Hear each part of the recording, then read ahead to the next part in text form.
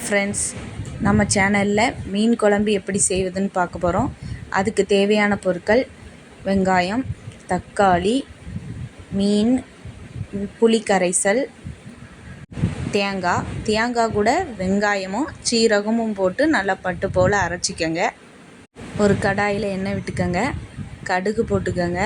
கடுகு பொரிஞ்சதும் நறுக்கி வச்ச வெங்காயத்தை போட்டுக்கலாம்.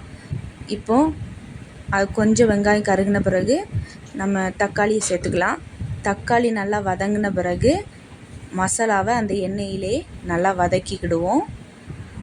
மசாலா எதுவும் கருகிடக்கூடாது. தீயை கொஞ்சம் சிம்மில் குறைச்சி வச்சுக்கோங்க. அதுக்கப்புறம் நம்ம அரைச்சி வச்ச தேங்காவை அப்படியே உள்ளே ஊற்றிக்கலாம்.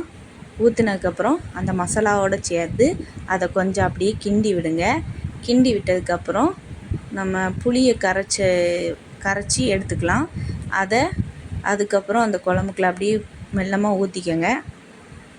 தேவையான அளவு தண்ணீரை நல்லா ஊற்றிக்கங்க. தண்ணீரை ஊற்றினதுக்கப்புறம் கொஞ்சோண்டு மஞ்சத்தூளை சேர்த்துக்கங்க. மஞ்சத்தூளை சேர்த்த பிறகு நம்ம கழுவி வச்சுருக்க மீனை ஒவ்வொன்றா கொஞ்சோண்டு உள்ளே போட்டுக்கலாம். போட்டு முடித்த பிறகு நல்லா மூடி வச்சு கொஞ்ச நேரம் நல்லா காய விட்டோன்னா மீன் குழம்பு ரெடி.